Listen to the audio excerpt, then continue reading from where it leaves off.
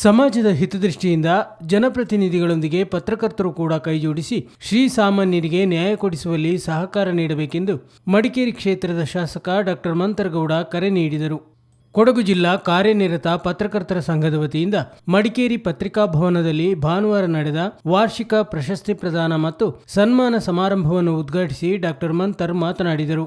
ಸೋಮವಾರಪೇಟೆಯ ಮಹಾದಾನಿಯಾಗಿದ್ದ ತಮ್ಮ ಅಜ್ಜಿ ಸಾಕಮ್ಮ ಅವರನ್ನು ಸ್ಮರಿಸಿಕೊಂಡ ಡಾಕ್ಟರ್ ಮಂತರ್, ಸಾಕಮ್ಮ ಜನರಿಗಾಗಿ ದಾನ ಮಾಡಿದರೆ ರಾಜಕಾರಣಿಗಳು ಜನಪ್ರಿಯತೆಗಾಗಿ ದಾನ ಮಾಡುತ್ತಾರೆ ಎಂದು ಹಾಸ್ಯವಾಗಿ ಹೇಳಿದರು. ಇದೇ ಸಂದರ್ಭ ಡಾಕ್ಟರ್ ಮಂತರ್ ತಮ್ಮ ಅಜ್ಜಿ ಸಾಕಮ್ಮ ಜ್ಞಾಪಕಾರ್ಥ ಸಂಘದಲ್ಲಿ 2 ದತ್ತಿನಿಧಿ ಸ್ಥಾಪಿಸುವುದಾಗಿ ಘೋಷಿಸಿದರು. 2022ನೇ ಇಸ್ವಿಲೇ ನಮ್ಮ KMB ಗಣೇಶ್ ಅವರ ರೆಸಾರ್ಟ್ ಅಲ್ಲಿ ನಿಮ್ಮ ಪದಗ್ರಹಣ ಕಾರ್ಯಕ್ರಮಕ್ಕೆ ನನ್ನ ಆಹ್ವಾನ ಮಾಡಿದ್ರಿ, ಕರೆಸಿದ್ರಿ. ಆ ಉದ್ದೇಶದಲ್ಲೇ ನನ್ನ ಕೊನೆಯ ಟರ್ಮಲ್ಲೂ ಸರ್ ನೀವು ಡಾಕ್ಟ್ರೇ ಬಂದು ಹೋಗ್ಬೇಕು ಅಂತ ಅಂದ ಸಂದರ್ಭದಲ್ಲಿ ಪ್ಲಸ್ ಒಂದು ಒಳ್ಳೆ ಸಲಹೆ ಪಾಪ ಮೆಡಲ್ ಕೊಟ್ಟರು. ನಮ್ಮ ಅಜ್ಜಿ ಹೆಸರಲ್ಲಿ, ಸಾಕಮ್ಮರ ಹೆಸರಲ್ಲಿ ನಮ್ಮ ಪತ್ರಕರ್ತರುಗಳಿಗೆ ಒಂದು ಪ್ರೈಸ್ ಅವಾರ್ಡು ಇಲ್ಲ ಒಂದು ರೀತಿಲಿ ದತ್ತದ ಪ್ರಶಸ್ತಿ ಇದೆ, ಪ್ರೈಸ್ ಅವಾರ್ಡಲ್ಲಿ ಒಂದು ಪ್ರಶಸ್ತಿ ಕೊಡಲಿಕ್ಕೆ ಒಂದು ಪ್ರೋಗ್ರಾಮ್ನ ನಮ್ಮ ಸಂಘದ ವತಿಯಿಂದ ಇಟ್ಕೋಬೇಕು ಅಂತ ಸಂದರ್ಭದಲ್ಲಿ ನಾವು ರಾಜಕಾರಣಿಗಳು ಎಲ್ಲಿ ಪ್ರಚಾರ ಸಿಗ್ತದೆ ನಾವು ಖುಷಿಯಾಗಿ ಬರ್ತೀವಿ. ಅದು ಪಾಪ ಯಾಕೆ ಹೇಳ್ತಾ ಇದ್ದೀನಿ ಅಂತಂದ್ರೆ, ಆ ಟೈಮಲ್ಲಿ ಸಾಕಮ್ಮವರೆಲ್ಲ ಸಹಾಯ ಮಾಡಿ ದಾನ ಮಾಡೋಂಥ ಸಂದರ್ಭದಲ್ಲಿ ಅವ್ರು ಯಾವುದು ರಾಜಕೀಯಕ್ಕೋ ಬೇರೆ ರೀತಿಯಲ್ಲಿ ಅನುಕೂಲ ತಗೊಂಡಿರ್ಲಿಲ್ಲ ಅಂತ ನನ್ನ ಅಭಿಪ್ರಾಯ. ಮಾತ್ರ ಆ ಟೈಮಲ್ಲಿ ಏನೋ ಗೌರ್ಮೆಂಟಲ್ಲಿ ಇದ್ರು ಅಂತ ನನ್ನ ಇದ್ರ ಮಾತ್ರ ದಾನ ಮಾಡೋದೇ ಒಂದು ರೀತಿಲಿ ಅವಾಗ ಅನುಕೂಲ ಅಂದರೆ ಸಾರ್ವಜನಿಕರಿಗೆ ಅನುಕೂಲ. ಈಗ ನಾವೇನಾದ್ರೂ ದಾನ ಮಾಡ್ತೀವಿ ಅಂತಂದ್ರೆ ನಾವು ರಾಜಕೀಯಕ್ಕೆ ಅನುಕೂಲ ಅಂತ ನಾವು ಪಡ್ಕೋತೀವಿ. ಸುಳ್ಳು ಹೇಳೋಕ್ಕೆ ನನಗೆ ಅವಶ್ಯಕತೆ ಇಲ್ಲ, ಸತ್ಯನೇ ಹೇಳೋದು ನಾನು. ಅದಕ್ಕೋಸ್ಕರ ಆ ವಿಚಾರದಲ್ಲಿ ಆ ಪ್ರಶಸ್ತಿಲಿ ನೀವು ಹೇಳ್ದಂಗೆ ದತ್ತ ಪ್ರಶಸ್ತಿಲಿ ನೀವು ಹೇಳ್ದಂಗೆ ಅನುಕೂಲ ಆಗ್ಬಹುದು, ಕೆಲವು ಜನಕ್ಕೆ ಕಾಂಪಿಟೇಷನ್ ಆಗ್ಬಾರ್ದು. ನಾನಂತೂ ಯಾರು ಕೊಡಿಸ್ಬೇಕು ಅಂತ ನಾನು ಕೇಳೋದಿಲ್ಲ. ದಯವಿಟ್ಟು ನಿಮ್ಮ ಸಂಘದವರು, ನಿಮ್ಮ ಸಂಸ್ಥೆಯವರು ಕ್ಲೀನಾಗಿ ಯಾರು ಬೇಕಾಗಿರೋಂಥವ್ರಿಗೆ ನೀವು ಒಂದು ಸ್ವಲ್ಪ ಸೂಕ್ಷ್ಮವಾಗಿ ತಗೊಂಡು ಅದು ವರ್ಷ ನಡ್ಕೊಂಡು ಹೋಗಿ ಅದೇನು ಸಹಾಯಧನ ನನ್ನ ಕಡೆಯಿಂದ ಆಗಬೇಕು, ನಾನು ನಿಮ್ಮ ಜೊತೆ ನಿಂತಿರ್ತೀವಿ. ಅದೇ ರೀತಿಯಲ್ಲಿ ಮತ್ತೊಮ್ಮೆ ಸಂಘದವರ ವಿಚಾರದಲ್ಲಿ ನಾನು ಯಾಕೆ ಕೇಳಕ್ಕೆ ಇಷ್ಟಪಡ್ತೀನಿ ಅಂತಂದ್ರೆ, ನಾವು ರಾಜಕೀಯ ಮಾಡ್ತಾ ಇದ್ದೀವಿ, ದಯವಿಟ್ಟು ನೀವು ರಾಜಕೀಯ ಮಾಡಕ್ ಹೋಗಬೇಡಿ. ಸಂಘದವ್ರು ಎಲ್ಲ ಒಂದಾದಂಥ ಸಂದರ್ಭದಲ್ಲಿ ಒಂದು ಶಕ್ತಿ ಪ್ರದರ್ಶನೆ ಜಾಸ್ತಿ ಅಂತ ನನ್ನ ಅಭಿಪ್ರಾಯ. ಹೌದು, ಕೆಲವು ಈಗ ನಾವು ಏನು ಪಾರ್ಟಿ ರಾಜಕೀಯ, ನಮ್ದೊಂದು ಪಾರ್ಟಿ ಬೇರೆ, ಅದೊಂದು ಪಾರ್ಟಿ ಬೇರೆ. ಸಾರ್ವಜನಿಕರಿಗೆ ಸಹಾಯ ಅಂತ ಸಂದರ್ಭದಲ್ಲಿ ಒಂದು ರೀತಿಲಿ ಎಲ್ಲರೂ ಒಂದಾಗಬೇಕು ಅಂತ ನನ್ನ ಅಭಿಪ್ರಾಯ. ಆ ವಿಚಾರದಲ್ಲಿ ನಮ್ಮ ರಾಜಕೀಯದ ವೈಯಕ್ತಿಕವಾಗಿ ಏನಾದರೂ ಇರ್ಬೋದು, ಮಾತ್ರ ಸಾರ್ವಜನಿಕರಿಗೆ ನಿಮ್ಮ ವಿಚಾರ ಅಂತಂದ್ರೆ ನಿಮ್ಮ ನ್ಯೂಸ್ ವಿಚಾರದಲ್ಲಿ ಇರ್ಬೋದು, ಮಾಧ್ಯಮ ವಿಚಾರದಲ್ಲಿ ಇರ್ಬೋದು, ಯಾವ ಕಾರಣಕ್ಕೂ ನೀವು ಹೇಳ್ದಂಗೆ ನಮ್ಮ ಸಮಸ್ಯೆ ಇದ್ರೂ ಸಾರ್ವಜನಿಕರಿಗೆ ದಾರಿ ತಪ್ಪಿಸೋಂಥ ಕೆಲಸ ನಾವು ಮಾಡಬಾರ್ದು. ಮತ್ತು ನನ್ನ ಖುಷಿ ಏನಂತಂದ್ರೆ, ಚಿತ್ತಾರ ಚಾನೆಲ್ ಆಗಿರ್ಬೋದು, ಸಂಘದ ಎಲ್ಲ ಪತ್ರಕರ್ತರು ನೀವು ಏನು ನೆಗೆಟಿವ್ ಬರೆದ್ರು ನಾವು ಅದನ್ನ ಪಾಸಿಟಿವ್ ಆಗಿ ತಗೊಂಡು ಅದನ್ನ ಕೆಲಸ ಮಾಡಿಸ್ಕೋಬೇಕು ಅಂತ ನಮ್ಮ ಆಸೆ ಇದೆ. ನೀವು ಯಾವ್ದಾರ ಒಂದು ರೀತಿಯಲ್ಲಿ ಖಾರವಾಗಿ ಬರ್ದಿರ್ಬೋದು, ನಮ್ಗೇನು ಬೇಜಾರಿಲ್ಲ. ನಾನೇ ಒಂದ್ಸಲ ಖುದ್ದಾಗಿ ನಿಮ್ಮ ಹತ್ರ ಫೋನ್ ಮಾಡ್ಕೊಂಡು ಏನು ಮಾಡಿಸ್ಕೋಬೇಕು, ಯಾವ ರೀತಿಲಿ ಇದೆ ಅಂತ ನಾನೇ ಕೇಳ್ತೀವಿ. ಕೆಲವು ಟೈಮಲ್ಲಿ ಏನಾಗುತ್ತೆ ಅಂದ್ರೆ, ನಮ್ಮ MLA ಗಳಾಗಿದ್ದೀವಿ, ನಮ್ಮ ಜನಪ್ರತಿನಿಧಿಗಳಾಗಿದ್ದೀವಿ ಅಂತಾರೆ, ಕತ್ತು ನಮ್ಮ ತಲೆ ಮೇಲೆ ನಿಲ್ಲೋದಿಲ್ಲ ಕೆಲವು ಟೈಮಲ್ಲಿ. ಕರೆಕ್ಟ್ ಅಲ್ವಾ? ಆ ವಿಚಾರದಲ್ಲಿ ಮಾಧ್ಯಮ ಮಿತ್ರರುಗಳು ಹೆಚ್ಚಿನ ಸಂಖ್ಯೆಯಲ್ಲಿ ಪಾತ್ರ ನೀವು ವಹಿಸ್ಕೊಂಡಿದ್ದೀರಾ. ಸಣ್ಣ ವಿಚಾರ ನಮ್ಮ ಗಮನಕ್ಕೆ ತಂದಂಥ ಸಂದರ್ಭದಲ್ಲಿ ನಾವಂತೂ 100% ನಾವು ಸಾಲ್ವೇಷನ್ ಮಾಡೋಕ್ಕೆ ಆಗೋದಿಲ್ಲ ಅಂತಂದು, ಬಟ್ ಸೊಲ್ಯೂಷನ್ ಮಾಡ್ಲಿಕ್ಕೆ ಆಗ್ಲಿಲ್ಲ ಅಂದ್ರೂ ಪ್ರಯತ್ನ ಅಂತೂ ನಿಮ್ಮ ಕಡೆ, ನನ್ನ ಕಡೆಯಿಂದ ನಿರಂತರವಾಗಿ ಇದ್ದೇ ಇರ್ತದೆ. ಪಾಪ ಒಳ್ಳೆ ಸಂಘಟನೆಯಲ್ಲಿ ನೀವು ಹೇಳ್ದಂಗೆ ಹಲವಾರು ಕಾರ್ಯಕ್ರಮಗಳು ಕಷ್ಟ ಸಂದರ್ಭದಲ್ಲಿ ನಿಮ್ಮ ಸಂಘದಲ್ಲಿ ಪಾಪ ಬಡವರಿಗಿರ್ಬೋದು, ಕಷ್ಟದಲ್ಲಿರುವಂಥ ಪತ್ರಕರ್ತರು ಮೇಲ್ ತರಲಿಕ್ಕೆ ಅವಕಾಶ ನಿರಂತರವಾಗಿ ಮಾಡ್ಕೊಂಡು ಬರಬೇಕು. ಕರ್ನಾಟಕ ಕಾರ್ಯನಿರತ ಪತ್ರಕರ್ತರ ಸಂಘದ ಉಪಾಧ್ಯಕ್ಷ ಅಜ್ಜಮಾಡ ರಮೇಶ್ ಕುಟ್ಟಪ್ಪ ಮಾತನಾಡಿ, ಯಾವುದೇ ಪ್ರಶಸ್ತಿಗಳು ನಮ್ಮ ಕ್ರಿಯಾಶೀಲತೆ ಹೆಚ್ಚಿಸಲು ಕಾರಣವಾಗುತ್ತವೆ ಎಂದರು. ಡಾಕ್ಟರ್ ಮಂತರ್ ಸ್ಥಾಪಿಸಲು ಉದ್ದೇಶಿಸಿರುವ ದತ್ತಿನಿಧಿಯನ್ನು ಕಾಫಿ ಉದ್ಯಮಕ್ಕೆ ಸಂಬಂಧಿಸಿದ ಉತ್ತಮ ವರದಿಗೆ ನೀಡುವಂತಾಗಬೇಕೆಂದು ಕುಟ್ಟಪ್ಪ ಅಭಿಪ್ರಾಯ ಮಂಡಿಸಿದರು. ಕಾಫಿ ಬೆಳವಣಿಗೆಯಲ್ಲಿ ದೊಡ್ಡ ಮಟ್ಟದ ಕೊಡುಗೆಯನ್ನು ನೀಡಿರುವವರು ಸಾಕಮ್ಮ ಅವರು.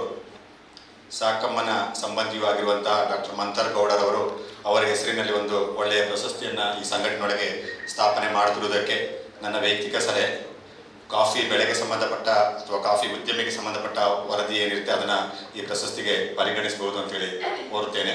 ರಾಜ್ಯದಲ್ಲಿ ಕಾಫಿಗೆ ಒಂದು ಹೆಸರೇ ಕೊಡಗಿನ ಸಾಕಮ್ಮ ಮತ್ತು ಅವರ ಗ್ರೂಪ್ ಅವರು. ಪ್ರಶಸ್ತಿಗಳು ಒಬ್ಬ ವರದಿಗಾರನಿಗೆ ಒಂದು ಪ್ರೋತ್ಸಾಹ ಕೊಡುವಂಥದ್ದು ಇರ್ಬೋದು, ಅಥವಾ ಮತ್ತಷ್ಟು ಕೆಲಸಕ್ಕೆ ಉತ್ತೇಜನ ಕೊಡುವುದಕ್ಕೆ ಅದು ಪೂರಕವಾಗಿ ಇರುವಂಥದ್ದು. ಅದರಲ್ಲೂ ಕೊಡಗಿನ ಪತ್ರಕರ್ತರು ರಾಜ್ಯ ಮಟ್ಟದಲ್ಲಿ ಪ್ರತಿ ಸಲ ಪ್ರಶಸ್ತಿಯನ್ನು ಪಡೆಯುತ್ತಾ ಬಂದಿದ್ದಾರೆ. ಅದು ಕೊಡಗಿನ ಪತ್ರಕರ್ತರ ಕ್ರಿಯಾಶೀಲತೆಯನ್ನು ತೋರಿಸುತ್ತೆ. ಪ್ರಶಸ್ತಿಯನ್ನು ಸ್ಥಾಪನೆ ಮಾಡೋದ್ರ ಮೂಲಕ ನಾವು ಇಂಥದೇ ಪ್ರಶಸ್ತಿಗಾಗಿ ವರದಿ ಬರಿತೀವಿ ಅಂತ ಹೇಳೋದಕ್ಕಿಂತ ನಾವು ಬರೆದ ವರದಿ ಯಾವುದಾದ್ರೂ ಒಂದು ಪ್ರಶಸ್ತಿ ಪಡೆಯುವಂತೆ ಇದ್ದರೆ ಅದು ಸಹ ಸಾರ್ಥಕ ಆಗುವಂಥದ್ದು. ನಮ್ಮ ನಡುವಿನ ಸ್ಪರ್ಧೆಗಳು ಸಹ ಹೆಚ್ಚಾಗಿ ನಡೆಯಲಿ. ಪ್ರಶಸ್ತಿ ಬಂದಾಗ ನೋಡ್ತಾರೆ, ಈಗ ಶಶಿ ಸ್ವಾಮಿಗೆ ಯಾಕೆ ಪ್ರಶಸ್ತಿ ಬಂದಿಲ್ಲ ಅಂತ ನನಗೆ ಅನಿಸ್ತು, ವರದಿ ಹಾಕಿಲ್ವಾ ಅಥವಾ ಬಂದಿಲ್ವಾ ಪ್ರಶ್ನೆಗಳು ಬಂತು. ಅದೇ ರೀತಿ ಸಾಕಷ್ಟು ಜನ ಪ್ರಶಸ್ತಿ ಪಡೆಯುವುದಕ್ಕೆ ಅರ್ಹತೆ ಇದೆ. ಪರಸ್ಪರ ಸ್ಪರ್ಧೆಗಳು ನಡೆದಾಗ ಸಮಾಜಕ್ಕೆ ಒಳ್ಳೆಯ ವರದಿಗಳನ್ನು ಕೊಡುವಾಗ ಅಥವಾ ಬೆಳಕು ಚೆಲ್ಲುವಂಥ ವರದಿಗಳನ್ನು ಮಾಡಿದಾಗ ಅದು ನಮ್ಮ ಕೆಲಸಕ್ಕೆ ನಾವು ನ್ಯಾಯ ಕೊಡುವ ಹಾಗೆ. ಇವಾಗ ದೈನಂದಿನ ಕೆಲಸಗಳ ನಡುವೆನೂ ವಿಶೇಷ ವರದಿಗಳ ನಡುವೆ ಹೆಚ್ಚು ಒತ್ತು ಕೊಡಬೇಕು. ಈಗ ಡಾಕ್ಟರ್ ಮಂತರಗೌಡ ಮತ್ತು ಪೊನ್ನಣ್ಣ ಇಬ್ಬರು ಸಹ ಬಂದು ಇಡೀ ಕೊಡಗಿನ ರಾಜಕೀಯದ ಚಿತ್ರಣವನ್ನೇ ಚೇಂಜ್ ಮಾಡಿದ್ದಾರೆ. ಅವರೇನು ಮಾಧ್ಯಮದವರನ್ನು ಅವಲಂಬಿಸೇ ಇಲ್ಲ. ಅವರು ಎಲ್ಲಿಗೂ ಹೋಗಿದ್ರು ಕ್ಷಣ ಮಾತ್ರದಲ್ಲಿ ಸೋಷಿಯಲ್ ಮೀಡಿಯಾಗಳಲ್ಲಿ ಅವರ ಸುದ್ದಿಗಳು ತಕ್ಷಣ ರೀಚ್ ಆಗೋ ಕೆಲಸವನ್ನು ಮಾಡ್ತಾರೆ. ನಾವು ವರದಿ ಮಾಡುವವರು ಸಹ ನಾವು ವರದಿಗಳನ್ನು ಅವರ ಮಾಡುವ ಸೋಷಿಯಲ್ ಗ್ರೂಪ್ ಮೀಡಿಯಾದಲ್ಲಿ ಮಾಡುವ ವರದಿಗಳನ್ನು ತೆಗೆದುಕೊಂಡು ನಾವು ವರದಿ ಮಾಡುವಂಥ ಪರಿಸ್ಥಿತಿ ಬಂದಿದೆ. ಅದು ತಪ್ಪು ಬೇಕಾಗುತ್ತೆ. ನಾವು ಅವರು ಮಾಡುವಂಥ ಅವರ ಸೋಷಿಯಲ್ ಮೀಡಿಯಾದವರು ಹ್ಯಾಂಡಲ್ ಮಾಡುವ ವರದಿಯನ್ನಷ್ಟೇ ವರದಿ ಅಂತ ಪರಿಗಣಿಸಿದರೆ ಅಲ್ಲಿ ನಡೆಯುವ ಹಲವಾರು ವಿದ್ಯಮಾನಗಳು ನಮ್ಮ ಬೆಳಕಿಗೆ ಬಾರದೇ ರೀತಿಯಲ್ಲಿ ಕಳೆದು ಹೋಗುತ್ತೆ. ಅಷ್ಟಕ್ಕೆ ನಾವು ಸೀಮಿತ ಆಗಬಾರ್ದು. ನಾವು ಸಹ ಆ ಕಾರ್ಯಕ್ರಮಗಳಿಗೆ ಖುದ್ದು ಹೋಗಬೇಕು. ಅಲ್ಲಿ ನಡೆಯುವಂಥ ಬೆಳವಣಿಗೆಗಳ ಬಗ್ಗೆ ವಾಸ್ತವ ಚಿತ್ರಣವನ್ನು ಜನತೆಯ ಮುಂದೆ ಕಟ್ಟಿಕೊಡುವಂಥ ಕೆಲಸಗಳನ್ನು ಸಹ ಮಾಡಬೇಕು. ಪತ್ರಕರ್ತರಿಗೆ ಸರ್ಕಾರದಿಂದ ನಿವೇಶನ ಕೊಡಿಸಲು ಪ್ರಯತ್ನಿಸಿ ಎಂದು ಸಂಘದ ಕಾನೂನು ಸಲಹೆಗಾರ ಮತ್ತು ವಕೀಲರಾದ ಪಿ ಕೃಷ್ಣಮೂರ್ತಿ ಶಾಸಕರನ್ನು ವಿನಂತಿಸಿದರು. ಪತ್ರಕರ್ತರಿಗೆ ಸರ್ಕಾರದ ಯಾವುದೇ ಸೌಲಭ್ಯ ಕೊಡಿಸುವ ಸಂದರ್ಭ ಸಂಘದ ಅಧ್ಯಕ್ಷರನ್ನು ಪರಿಗಣನೆಗೆ ತೆಗೆದುಕೊಳ್ಳಿ ಎಂದು ಅವರು ಕಿವಿಮಾತು ಹೇಳಿದರು. ಸಂಘದ ಅಧ್ಯಕ್ಷರು ಸದಸ್ಯರ ಯಾವುದೇ ಸಮಸ್ಯೆಗಳಿಗೆ ತುರ್ತಾಗಿ ಸ್ಪಂದನೆ ನೀಡುತ್ತಿರುವುದು ಮತ್ತು ಮಾಧ್ಯಮ ಸ್ಪಂದನದ ಮೂಲಕ ಪತ್ರಕರ್ತರು ಸಮಾಜಕ್ಕೆ ಸ್ಪಂದನೆ ನೀಡುತ್ತಿರುವುದು ಮಾದರಿ ಎಂದರು. ಅರಿಕೆ ಮಾಡಿಕೊಳ್ತೇನೆ. ಪತ್ರಕರ್ತರಿಗಾಗಿ ಗೃಹ ನಿರ್ಮಾಣಕ್ಕೋಸ್ಕರ ಒಂದಷ್ಟು ಸೈಟ್ಗಳನ್ನು ಒದಗಿಸುವಂಥ ಪ್ರಯತ್ನ ತಮ್ಮಿಂದ ಆಗಲಿ ಅಂತ ನಾನು ಆಶಿಸ್ತೇನೆ. ಜೊತೆಗೆ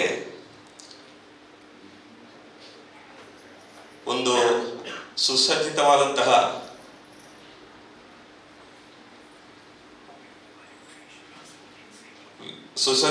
ಒಂದು ಸಭಾಂಗಣ ತಮಗೆ ಇಲ್ಲಿ ಕಂಡು ಬರ್ತಾ ಇದೆಯಾ ಅನ್ನೋದು ನನ್ನ ಪ್ರಶ್ನೆ ಇದೆ ತಮ್ಮಲ್ಲಿ. ಒಂದಷ್ಟು ಅನುದಾನಗಳು ಬಹುಶಃ ಸರ್ಕಾರದಲ್ಲಿ ಇರಬಹುದು, ಪತ್ರಕರ್ತರಿಗೋಸ್ಕರ ಮೀಸಲಾಗಿಟ್ಟಿರುವಂತಹ ಅನುದಾನಗಳಿರಬಹುದು. ತಮಗೆ ಹಲವಾರು ಅಪೇಕ್ಷೆಗಳನ್ನ ತಮಗೆ ಸಲ್ಲಿಸಲಿಗೂ ಸಾಕು. ತೀರ್ಮಾನಗಳನ್ನು ತೆಗೆದುಕೊಳ್ಳುವಂಥ ಸಂದರ್ಭಗಳಲ್ಲಿ ದಯವಿಟ್ಟು ಕಾರ್ಯನಿರತ ಪತ್ರಕರ್ತರ ಸಂಘದ ಅಧ್ಯಕ್ಷರನ್ನ ಸಮಾಲೋಚನೆಗೆ ತೆಗೆದುಕೊಂಡು ಮಾಡಬೇಕು ನನ್ನದೊಂದು ಇನ್ನೊಂದು ಅರಿಕೆ. ಪ್ರಶಸ್ತಿಗಳನ್ನ ದತ್ತಿ ಪ್ರಶಸ್ತಿಗಳನ್ನ ತಂದೆ ಹೆಸರಲ್ಲಿ ತಾಯಿ ಹೆಸರಲ್ಲಿ ಈ ರೀತಿಯಾಗಿ ಘೋಷಣೆಗಳನ್ನ ಮಾಡಿ ಅದರಿಂದ ಬರುವಂತಹ ಮೊತ್ತದಿಂದ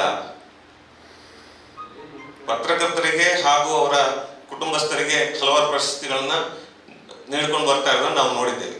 ಕಳೆದ ಹಲವಾರು ವರ್ಷಗಳಿಂದ ಆಗ್ತಾ ಇದೆ. ಪತ್ರಕರ್ತರ ಶ್ರೇಯೋಭಿವೃದ್ಧಿಗಾಗಿ ಪತ್ರಕರ್ತರ ಕುಟುಂಬದವರಿಗೋಸ್ಕರ ಹಗಲು ಇರುಳು ಚಿಂತೆ ಮಾಡಿ, ಈಗ ಹೇಳಿದ್ರು ಅಧ್ಯಕ್ಷರು ರಾತ್ರಿ 12 ಗಂಟೆಗೆ ಮೈಸೂರಿಗೆ ಹೋದರು, ಮಂಗಳೂರಿಗೆ ಹೋಗಿದ್ದಾರೆ ಅಂತ. ಇದಕ್ಕೇನು ಪ್ರಶಸ್ತಿ ಇಲ್ವಾ? ಜವಾಬ್ದಾರಿಯಿಂದ ಮಾಡಿದ್ದಾರೆ, ಹೌದು. ಆದರೆ ಅವರಿಗೆ ಆ ಕೆಲಸಕ್ಕೆ ಹೆಣ್ಣು ಮಗಳಾಗಿ ಮಾಡಿರುತ್ತದೆ. ಹೆಣ್ಣು ಮಗಳಾಗಿ ಅದಕ್ಕಿಂತಲೂ ಮಾನವೀಯ ಒಂದು ಮೌಲ್ಯ ಇದೆಯಲ್ಲ, ಅದಕ್ಕೆ ನಾವು ಎಷ್ಟು ಪ್ರಶಸ್ತಿಯನ್ನು ಘೋಷಣೆ ಮಾಡಿದ್ರು ಸಾಕು, ಕಡಿಮೆ. ಈಗಿನ ಕಾಲಘಟ್ಟದಲ್ಲಿ ನಾವೆಲ್ಲರೂ ಬಹಳ ಬಿಸಿನೇ. ಇಲ್ಲಿಂದ ಒಂದು 5 ಕಿಲೋಮೀಟರ್ ದೂರಕ್ಕೆ ಪ್ರಯಾಣ ಮಾಡ್ಲಿಕ್ಕೂ ಅಲ್ಲಿ ಏನೋ ಅಗತ್ಯತೆ ಇದೆ ಅಂದ್ರೂ ಹೋಗ್ಲಿಕ್ಕೆ ಆಗಂತ ಪರಿಸ್ಥಿತಿಯಲ್ಲಿದ್ದೀವಿ. 100 ಕಿಲೋಮೀಟರ್ಗಳನ್ನ ಹೋಗಿ ಸ್ಪಂದಿಸುವಂಥದ್ದೇನಿದೆ, ಇದು ಬಹುಶಃ ಮಡಿಕೇರಿ ಕೊಡಗು ಜಿಲ್ಲಾ ಕಾರ್ಯನಿರತ ಪತ್ರಕರ್ತರ ಸಂಘದ ವಿಶೇಷ ಅಂತ ಅನ್ಕೊಳ್ತೀನಿ. ಯಾಕಂದ್ರೆ ಪೂರ್ವ ಅಧ್ಯಕ್ಷರಾದಂತಹ ಕುಟಪ್ಪನವರು ಇರುವಾಗ ಕೂಡ ಅಷ್ಟೇ, ಕೊರೋನಾ ಸಂದರ್ಭದಲ್ಲಿ ಟೀಮ್ ಮಾಧ್ಯಮ ಸ್ಪಂದನ ಅಂತ ಮಾಡಿ ಹಲವಾರು ಜನರಿಗೆ, ಅದರಿಂದ ನಾವು ನೋಡ್ತಾ ಇದ್ದೀವಿ ಸೋಷಿಯಲ್ ಮೀಡಿಯಾದಲ್ಲಿ ಬರ್ತದೆ, 500 ರೂಪಾಯಿ 100 ರೂಪಾಯಿ ಒಬ್ಬೊಬ್ಬರು ಹಾಕಿ ಎಷ್ಟೋ ಜನರಿಗೆ ಅವಶ್ಯಕತೆ ಇರುವವರಿಗೆ ಸಹಾಯ ಮಾಡಿದ್ದು ಇದೇ ವೇದಿಕೆ. ಸಭಾಧ್ಯಕ್ಷತೆಯನ್ನು ಸಂಘದ ಅಧ್ಯಕ್ಷೆ ಬಿಆರ್ ಸವಿತಾ ರೈ ವಹಿಸಿದ್ದರು. ರಾಜ್ಯ ಸಮಿತಿ ನಿರ್ದೇಶಕ TN Manjunath, Kodagu press club ಅಧ್ಯಕ್ಷ ಬೊಳ್ಳಜಿರ ಅಯ್ಯಪ್ಪ ಹಾಜರಿದ್ದರು.